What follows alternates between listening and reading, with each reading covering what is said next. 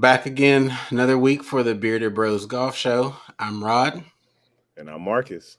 Definitely. You mentioned Tiger in the cart.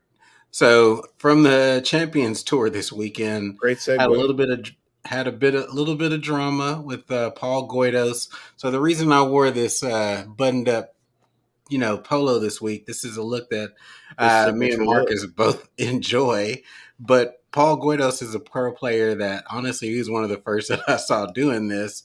So that's Paul Guidos, kind of journeyman golfer, played on the PGA Tour forever, won a handful of events, has won 5 on the Champions Tour, but not in the last 6 years. But he had this, interesting tweet, which has now since been deleted, talking about now I am at a competitive disadvantage walking on the Champions Tour.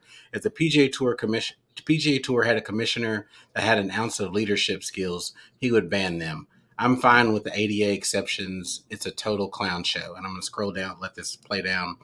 And this is a par 3 that he's taken a picture of or has a picture of. And you see all these carts, all these carts, 3 that I count, moving away from this green. And you can see how close they are to the green.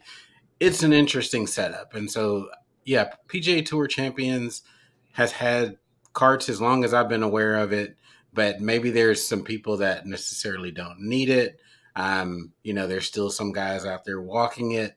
Yeah. He brings up in his tweet storm because he was actually responding to people, for several hours after the original tweet went up regarding seeing a player drive his cart up to the green, to check the yardage, see, just get a better scope at the green and then walk back to his ball, which was over 100 yards from the green, and just really spoke to his frustrations. I don't know who told him to take the tweet down, but very interesting. What are your thoughts on carts in golf, professional golf? And when you play, would you prefer to walk, cart it? What are your thoughts on carts on the pro level first? Yeah. On the pro level, I think that the PGA tour for sure needs to be walking and no exceptions need to be granted for that. But the PGA Tour champions, I mean, not saying that you've earned your right to use a cart because you're over 50 and you've played, 20, 30 years of professional golf. But I mean, I do think that that kind of keeps their body in check. And really, a lot of those guys do have, I'm just, no, let me just say that I don't know. I mean, I'm not going to speak for everybody because I don't know everybody's situation. Honestly could be game in the system. I feel like Yeah. besides John Daly, who we all know has a messed up leg, despite all of his other issues, he really does have a messed up leg. So I definitely think he needs that cart. So, like, besides that, I don't really know the ins and outs of the Champions Tour like that to know who really is hurting. But Yeah. Goydos is not lying. I mean, like, if you're like Jim Furyk, if you're like, Miguel Angel Jimenez, who still play professional golf at the regular tour level, those guys are still in shape enough to walk 72 holes. So I think a lot of those guys are kind of like, I can walk at my pace and, get away with it. But these guys that are in the cart, they're fresher, they're getting a more of a vantage point, of course, just like what we said, just like what he pointed out, being able to drive Yeah. all the way up to the green in the cart just to see what it looks like, where the flag is at. You might as well pull a rangefinder out. Like what? That I can get with. I think when you're talking about professional golf, whether no matter what the level is, if you're getting paid to be out there and competing, I think the rules should be standard across the board. So either everyone has a cart or no one has a cart. And if you get Yeah. to the point physically that you can't walk, let's just say we take carts out of the equation. If you get to the point where you physically can no longer walk a course, then it's time to hang it up and stop playing professionally, right? I just that's Okay. to me that's the standard because walking a golf course over 3 days does have an impact on your game. Having some stamina and conditioning, and so being able to, let's say, if you walk the course, what is it, 5 miles. If I'm trying to think back to my Fitbit days when it tracked, the miles. Probably closer to like 6 or 7, depending Yeah, upon the course. but you do that over 3 days, and let's say you just are in a cart, you're cutting that down by a third, right? Your walking is minimal. Walking Right. to greens, different things like that. So I agree with him. I think where he probably got a little bit out over his skis was talking about the PGA, the PGA Tour commissioner Jay Monahan. I think that gets you in trouble when you go Right. straight for the top. That ultimately becomes the problem versus Definitely. addressing it in whatever channels that they have to go speak about rules and talk about these things. And it's kind of the sign of the times. Even 60-something-year-old men get on Twitter and voice their opinion. So what can we Yeah. expect, right? That's just where the public discourse has come along. We had a quick question here that I want to answer. It says, did Tiger use a cart when he was injured? So no. On the PGA Tour, that's Yeah. definitely a no. I remember back in the day, Tiger's actually teammate, I think at Stanford, Casey Martin, trying to challenge the PGA Tour to get a cart out there, and that was ultimately unsuccessful. And I think maybe I don't know, I can't remember the exact details, but I remember that being a big deal, and ultimately him just losing out on that challenge after a couple of court cases and whatnot. So yeah, so no for Tiger. I don't think he would competitively do that.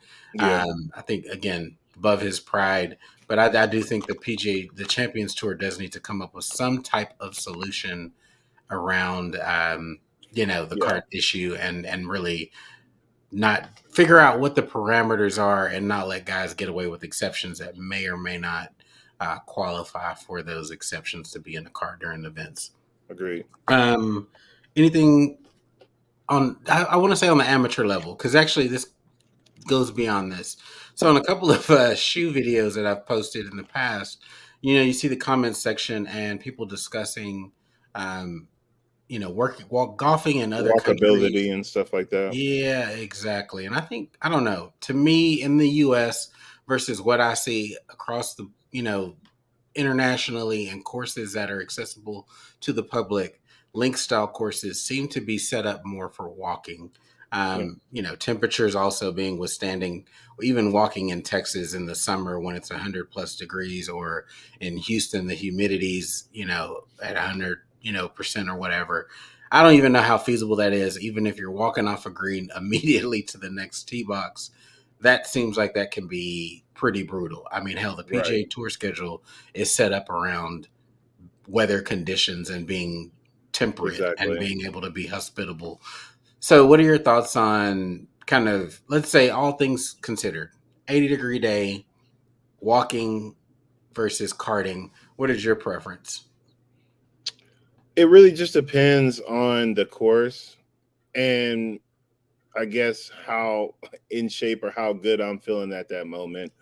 I would prefer like I mean, I feel like in my younger days I would definitely have a little bit more pride and be like, no, it's fine, like we can walk like if need be. But I mean, nowadays, I mean, the elevation changes that at my home course and most of the courses that we typically try to play up in your neck of the woods back at home, like there's just a lot more elevation change. And then of course being in not so temperature wise like advantageous place, especially in the like the heat of our season, I would say it's definitely unbearable. I mean, even if we had a cool breeze, dry heat, it's still very unbearable. Like it just is what it is. Now, if we were in like a 70-degree temperature, 60-degree temperature where the weather isn't affecting our overall fatigue and it's really just a nice breeze or something like that, no problem. And of course, like link style golf, flat surfaces, a lot of really like, all right, I'm on this hole, I'm next to the next hole I'm playing, and it's all Yep. in a circle or all in a line like that. Then yeah, I mean, you just got to man up and do that because a lot of those courses are set for you to walk or have a caddy or something like that to where you need to be walking anyway. So I think when it comes to walking, I personally enjoy it just because the same way you talk about y'all staying in the game is Yeah, something that I for feel sure. like something about having some space between shots or getting to your ball. Let's say you hit a the not so great shot, you have some time to walk to your next shot, think about it, regather yourself. I think I like that aspect of it. Always Mhm. have. I think I tend to play a little bit better when I'm walking. But then this comes to the next question that's highly divisive across the golf community, particularly amateurs: carry your bag or a push cart. I know I can't do a push cart. I love it, whether that's just having extra space to store stuff, just kind of your phones or whatever the case may be. If you want to have a small little speaker or an umbrella or something hanging off of your push cart, where do you fall on that? Push cart or carry in your bag? I like both. I mean, again, it really depends on the weather, bro. Like if it's like 70 degrees, 60 degrees, like when we go out and play in the winter and stuff like that, when it's like 50 degrees and it keeps you warm. Like if I'm push carting it on a 50-degree day where it's kind of breezy, I'm gonna be freezing if I'm just pushing my cart and withstanding wind and then being out in the elements. Like if I have a bag on me, then I have some warmth. I have something to keep me working and keeping the Okay. lather going. But I am full on pro push cart. Like there is not a day where I'm gonna judge or flame anybody for using a push cart. I am pro push cart. Now when you get Okay. into like the $250 push cart where you have the umbrella attachment, then you have the Little side saddle seat. seat, all right, bro, we might be doing a little too much. No, man, I don't think you could. I mean, hell, with slow play being what it is today, I feel like that seat is necessary at some points. Um, Kind of. I've been pro push cart since I started playing. That's I think back in the day, you kind of tried to clown me about the push cart. I'm glad you've come around to that side of the fence, but to me, I think it's like the ultimate, I guess, dad upgrade to get a push cart. No, I don't for know. real. There's no shame in it, and you see, even on the PJ tour, not PJ tour, but college, College golfers, yeah. level, they're doing they're rocking the push cart. The So girls do it a lot. The guys, they're still broing it out and stuff like that. And I'm like, I okay, don't know. I've been seeing a handful more coming around. It takes a few people to to step outside of the box and set the trend to make true. push carts acceptable. But yeah, they can get pricey. You're not lying. I've had mine probably for a good 10 years at this point, and I'm not. The brakes hardly don't work, and I'm still holding on to that bad boy because it's just an investment that I don't want to have to do too often. Exactly. It's like a Um, travel bag. I mean, oh, we're not 100%. paying what? Yeah, I'm gonna hold on to 100%. that thing for forever.